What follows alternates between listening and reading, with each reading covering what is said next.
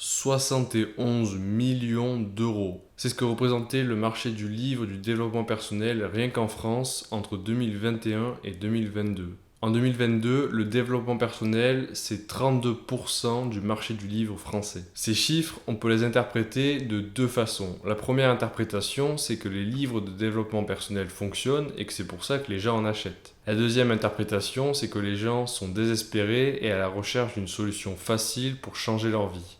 Et donc les éditeurs profitent de ce désespoir, de ce manque, pour produire des livres en masse. Mais la réalité du marché, c'est que 90% des livres de développement personnel sont soit des copies d'autres livres, soit des biographies d'auteurs qui n'ont jamais rien vécu, soit des mélanges de science, de psychologie à dessous et de spiritualité, agrémentés de phrases qui sonnent bien. En d'autres termes, dans le développement personnel, il y a beaucoup de merde et il est très difficile de s'y retrouver. Et surtout de trouver les bons livres. Parce qu'il y en a des bons livres. Dans cette vidéo, je vais te donner les 5 livres de développement personnel qui m'ont le plus aidé. Et j'ai fait cette liste d'après 4 critères. Les livres doivent être en français, pas cher, compréhensible et pratique. Le premier livre, c'est L'ego est l'ennemi de Ryan Holiday. L'ego est l'ennemi est un des premiers livres de développement personnel que j'ai lu. Et dans ce livre, l'auteur Ryan Holiday, il se propose de te guider à travers les pièges de l'ego. L'ego, qu'est-ce que c'est ? C'est la force en toi qui te maintient dans ta médiocrité. C'est ce qui te fait croire en ta propre supériorité immédiate. Comme si tu n'avais besoin de rien faire, de ne rien tenter pour être déjà supérieur. Autrement dit, l'ego, c'est ce qui te maintient dans l'inertie, dans ta zone de confort. C'est le grand ennemi de toute progression. Le livre se structure autour de 3 phases du succès. La première phase, c'est la phase d'aspiration. Ryan Holiday nous enseigne que dans nos aspirations, il faut se montrer humble. La deuxième phase, c'est la phase du succès. Cette fois-ci, il faut apprendre la gratitude dans nos réussites. La troisième phase, c'est la phase de l'échec. Lors de l'échec, tu dois apprendre la résilience. L'humilité, la gratitude et la résilience, ce sont des qualités que tu apprends en délaissant ton ego. Et c'est ce que va t'apprendre le livre. En revanche, il ne faut pas voir ces 3 phases comme un processus linéaire, mais comme une boucle. Régulièrement, tu vas avoir des aspirations, des réussites et des échecs. Alors pourquoi je te recommande de lire L'ego est l'ennemi de Ryan Holiday ? Déjà parce que c'est un livre très complet. Le livre est plein de références, de citations et d'exemples d'autres livres. Donc en lisant ce livre, tu vas pouvoir avoir une idée générale d'autres livres que tu peux lire. Il y a notamment tout un chapitre sur le stoïcisme qui va pouvoir t'apprendre les bases du stoïcisme. Mais en plus d'être complet, c'est un livre très simple et très facile à lire. Ryan Holiday a une écriture très simple, pas simpliste, mais je dirais plutôt très claire. Et en lisant L'ego et l'ennemi, tu vas pouvoir avoir une première introduction dans le développement personnel. Parce que lorsque tu commences à vouloir te prendre en main, à vouloir améliorer ta vie, tu vas vite te rendre compte que ton pire ennemi, c'est toi-même, c'est ton ego, qui va vouloir te convaincre que il vaut mieux rester dans ta zone de confort, dans ta vie médiocre, plutôt que d'essayer de nouvelles choses. Donc en lisant ce livre, tu gagneras à identifier les pièges que te tendra ton cerveau lorsque tu voudras tenter de nouvelles choses et tu verras à quel point tes peurs sont complètement irrationnelles. Le deuxième livre, c'est Atomic Habits de James Clear. Alors Atomic Habits, c'est un livre incontournable en développement personnel et je pense que c'est pas la première fois que tu entends parler de ce livre. Je crois même qu'en 2020 ou en 2021, c'était le livre de développement personnel le plus vendu à travers le monde. Dans ce livre, James Clear explique le fonctionnement d'une habitude, qu'elle soit bonne ou mauvaise, en se reposant sur des arguments scientifiques. Alors pourquoi je te recommande de lire ce livre ? C'est que lorsque tu commences ce développement personnel, tu vas te sentir écrasé par la multitude de nouvelles habitudes à prendre.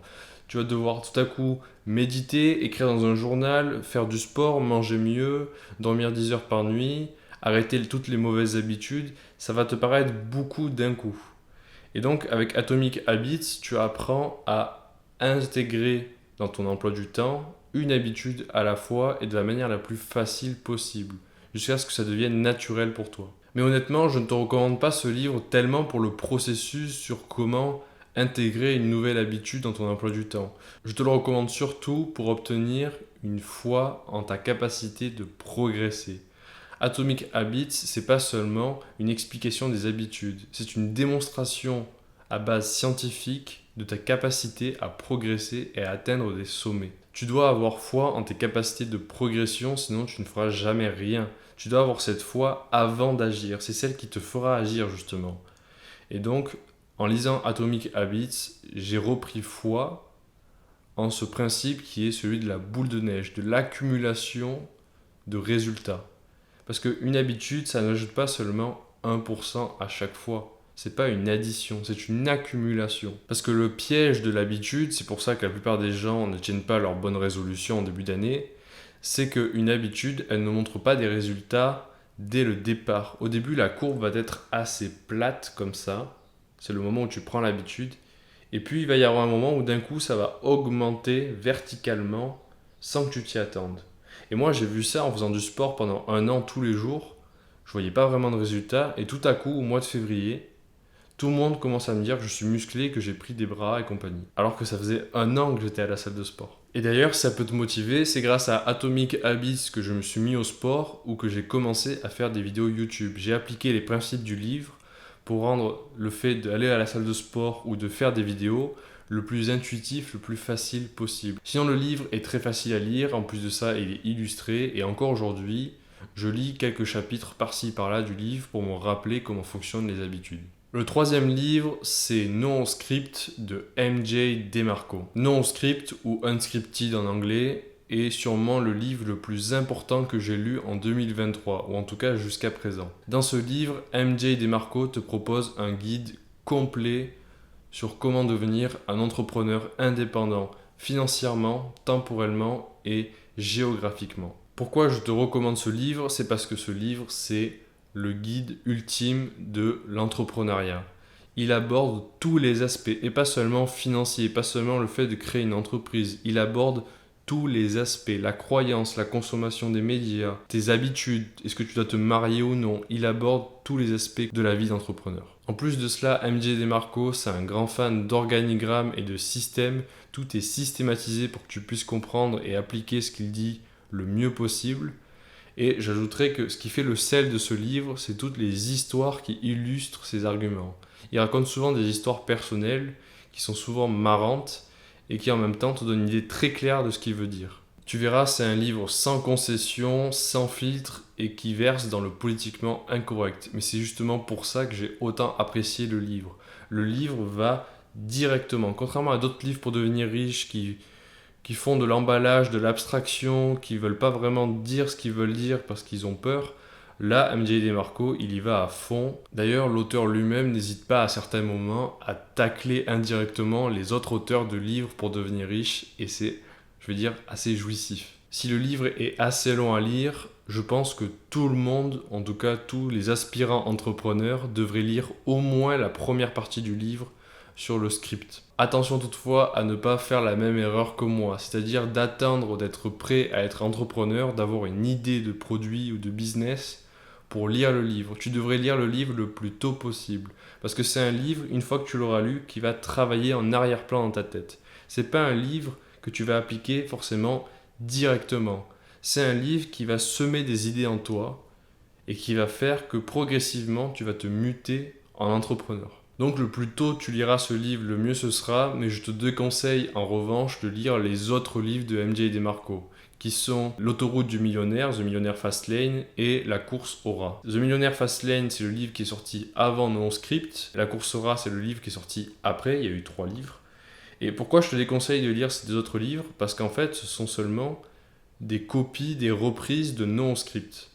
Ou plutôt, No Script est une reprise de L'autoroute du millionnaire et La course au rat est une reprise des 2 livres précédents. Mais quand je dis reprise, c'est au sens littéral. Il y a des passages copiés-collés. Donc en fait, si tu veux lire les 2 autres livres de MJ DeMarco, comme moi je l'ai fait, vas-y, fais-toi plaisir, mais tu vas rien apprendre de nouveau et tu vas même être énervé à lire des passages que tu avais déjà lus dans d'autres livres. No Script suffit largement. Il reflète tout ce qu'il y a de mieux chez MJ DeMarco et enlève tout ce qu'il y a de pire. Le 4e livre, c'est One Thing de Gary Keller. Alors One Thing, c'est un livre en complément de No Script. Pourquoi? Parce qu'il va te proposer d'une manière plus directe, plus simpliste, un guide de productivité en tant qu'entrepreneur. Si No Script te donnait vraiment une vision extrêmement complète de la vie d'entrepreneur et sur comment devenir entrepreneur, One Thing, lui, son principe, c'est d'aller droit au but. Ce livre part du postulat très simple que pour être le plus productif, il faut se concentrer sur une seule chose à la fois. Il faut être le plus concentré.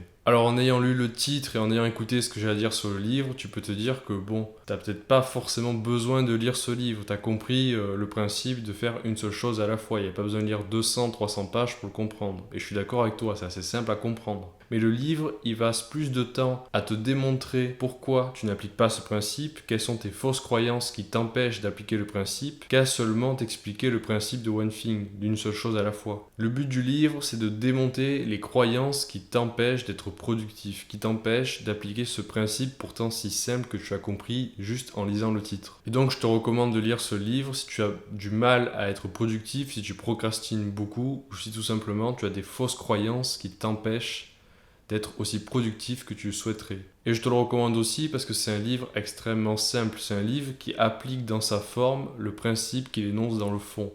C'est-à-dire d'être le plus simple, d'aller droit au but. C'est un livre avec plein de dessins extrêmement simples à comprendre.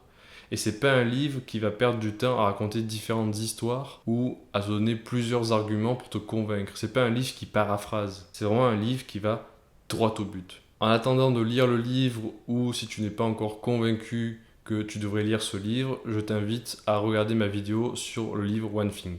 Le 5e livre, c'est Comment se faire des amis et influencer les autres de Dale Carnegie. Comment se faire des amis est un des classiques du développement personnel et pourtant il aborde un sujet souvent délaissé, souvent déprécié dans le développement personnel. Ce sujet, c'est les compétences sociales et la sociabilité en général.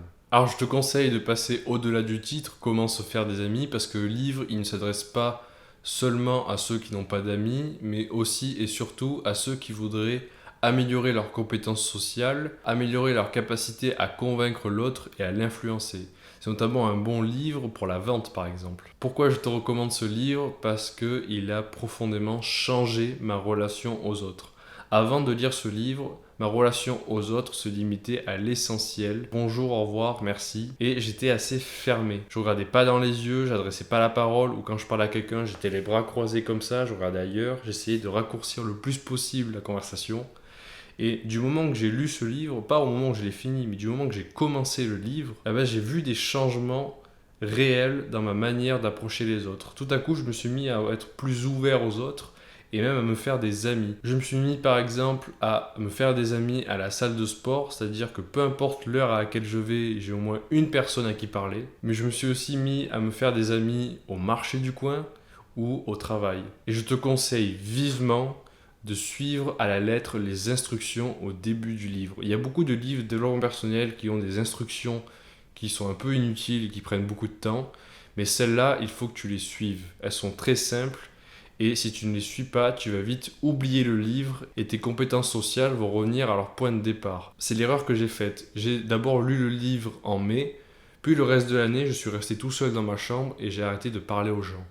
Et c'est qu'en retournant sur le livre, qu'en rouvrant le livre au chapitre 1, que j'ai recommencé à appliquer les principes et que ma vie sociale est revenue et même s'est améliorée. Ce livre, ce n'est pas seulement un livre que tu lis une fois du début à la fin, mais un véritable guide pratique sur lequel tu dois revenir régulièrement. Et pour te motiver encore plus à lire ce livre, dis-toi que vu les compétences sociales médiocres dont disposent les gens dans le monde moderne, en lisant ce livre, tu disposes d'un atout considérable. Alors peut-être qu'en voyant cette liste, tu te poses une question. Peut-être que tu te demandes pourquoi dans ma liste, il n'y a que des livres d'auteurs américains. Pourquoi il n'y a pas de livres franco-français? J'ai jeté un œil sur le marché français du développement personnel et je dois dire que j'ai été assez déçu. La plupart des livres sont soit seulement des traductions des livres américains, soit des livres de développement personnel que je dirais plutôt féminins. C'est ce qui s'appelle le bien-être. Comment tu peux identifier un livre de développement personnel féminin? Alors déjà, souvent, ils sont écrits par des femmes.